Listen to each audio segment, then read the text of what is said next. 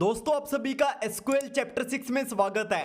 आज की वीडियो काफी ज्यादा इंटरेस्टिंग होने वाली है क्योंकि आज की इस वीडियो में हम सबसे पहले प्राइमरी की और फॉरेन की के बारे में पूरी डिटेल में बात करेंगे।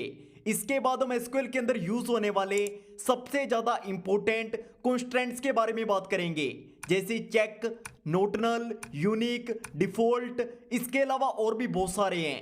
तो चलिए सीधा वीडियो को शुरू करते हैं।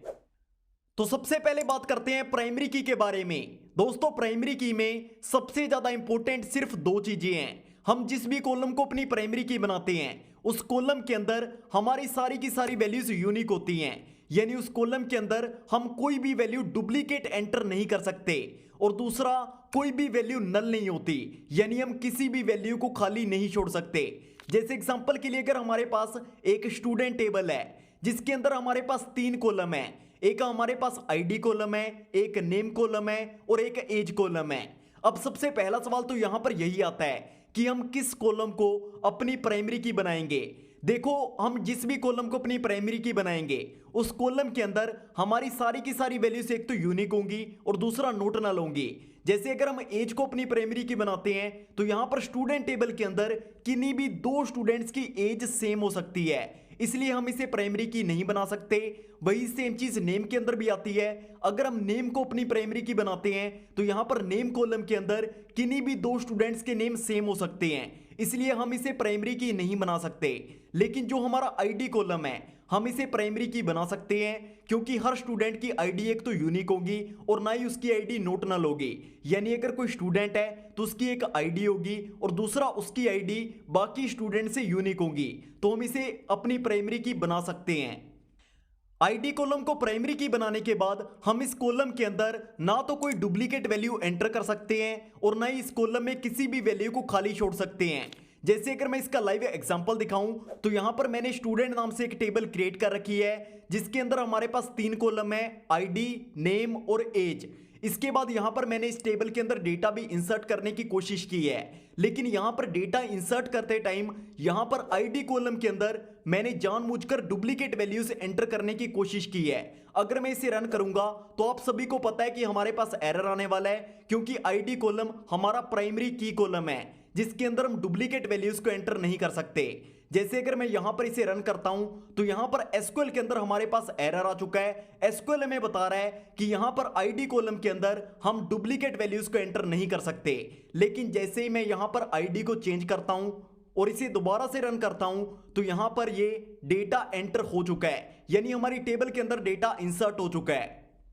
अब यहां पर हमारी टेबल को एक बार देख लेते हैं, क्या हमारी टेबल के अंदर डेटा अच्छे तरीके से इंसर्ट हुआ है।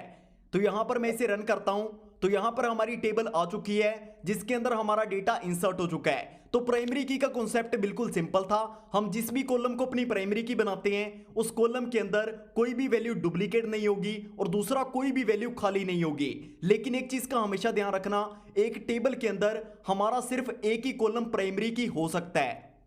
तो बात करते हैं फॉरेन की के बारे में। दोस्तों फॉरेन की का यूज करने के लिए हमारे पास दो टेबल्स का होना कंपलसरी है, और फॉरेन की के अंदर हमारे पहले टेबल की जो प्राइमरी की होती है वही दूसरे कॉलम के अंदर जाकर हमारी फॉरेन की बन जाती है। इसे एक एग्जांपल से समझते हैं। जैसे यहां पर हमारे पास दो टेबल्स हैं, एक हमारे पास स्टूडेंट टेबल है जिसके अंदर हमारे पास तीन कॉलम है। हमारे पास एक आईडी कॉलम है, एक नेम कॉलम है और एक एज कॉलम है।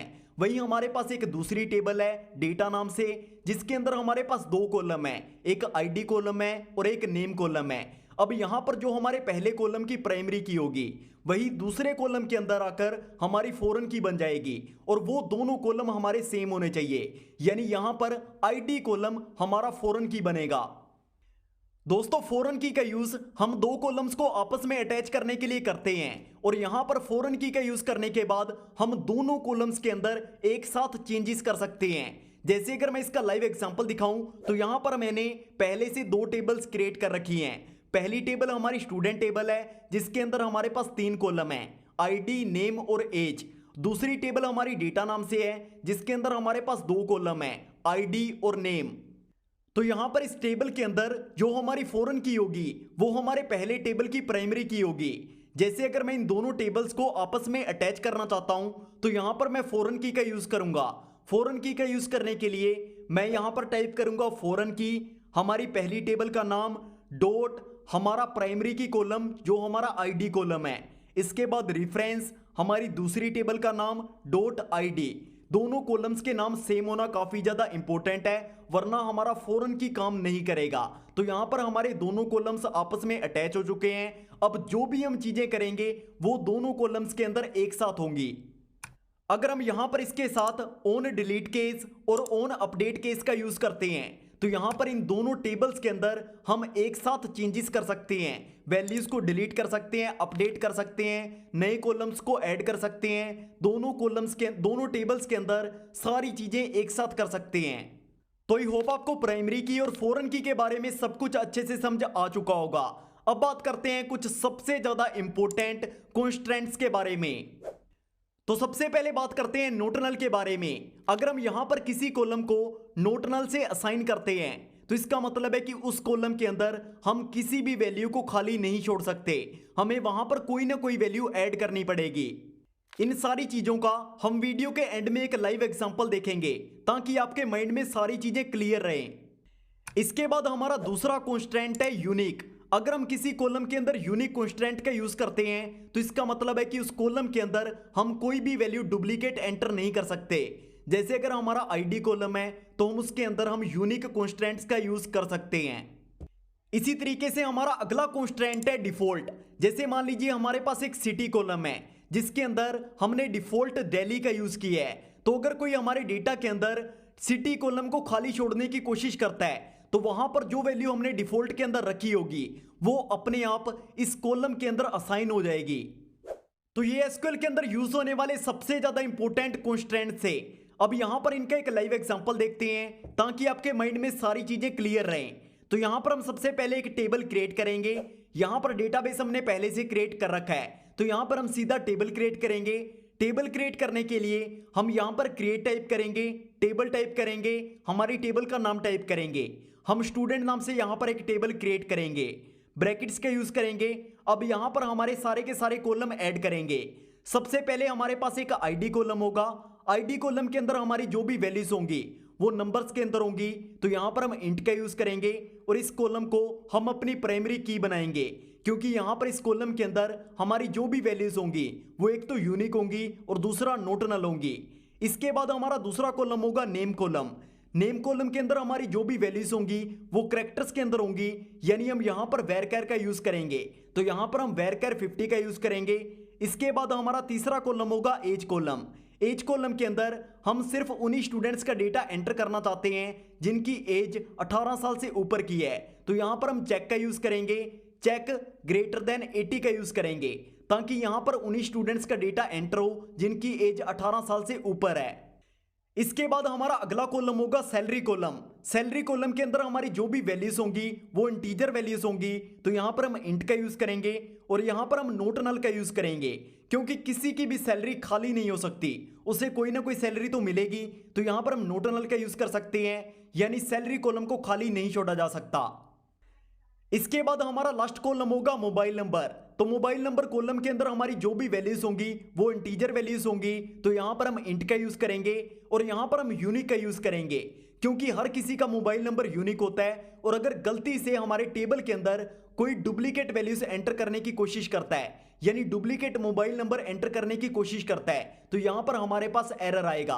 तो इसलिए हम यहां पर यूनिक का यूज करेंगे और इसे ब्रैकेट क्लोज करेंगे, सेमीकोलंस का यूज करेंगे और हमारी टेबल क्रिएट करेंगे। अब यहां पर जल्दी से हमारी टेबल के अंदर डेटा इंसर्ट कर लेते हैं। तो यहां पर सारा का सारा डेटा आ चुका है। सबसे पहले आईडी कॉलम्स की एंट्रीज हैं। आईडी कॉलम के अंदर हमारे पास सारी की सारी वैल्यूज यूनिक हैं और नोट नल हैं, यानी हर स्टूडेंट की आईडी यूनिक है और नोट नल है। इसके बाद हमारे पास नेम कॉलम की एंट्रीज हैं। नेम कॉलम के अंदर हमारे पास जो भी वैल्यूज हैं वो कैरेक्टर्स के अंदर हैं। इसके बाद हमारे पास एज कॉलम की एंट्रीज हैं। यहां पर सारे के सारे स्टूडेंट की एज 18 साल से ऊपर की है। अगर हम गलती से यहां पर 18 की एज के कम के स्टूडेंट की एंट्री करने की कोशिश करते हैं तो यहां पर एसक्यूएल के अंदर हमारे पास एरर आ जाएगा। इसके बाद हमारे पास सैलरी कॉलम की एंट्रीज हैं जो कि नोट नल हैं, यानी यहां पर सारी की सारी वैल्यूज असाइन है, कोई भी वैल्यू खाली नहीं है। इसके बाद मोबाइल नंबर्स की एंट्रीज हैं। यहां पर सारे के सारे मोबाइल नंबर यूनिक हैं, यानी कोई भी मोबाइल नंबर डुप्लीकेट नहीं है। तो यहां पर एक बार इसे रन कर लेते हैं। तो यहाँ पर हमारा डेटा इंसर्ट हो चुका है। अब इसे एक बार देख लेते हैं क्या हमारा डेटा अच्छे तरीके से इंसर्ट हुआ है। तो यहाँ पर हमारी टेबल के अंदर अच्छे तरीके से डेटा इंसर्ट हो चुका है। आई होप आपको इस वीडियो से काफी कुछ सीखने को मिला होगा। फिर मिलेंगे एसक्यूएल चैप्टर 7 में।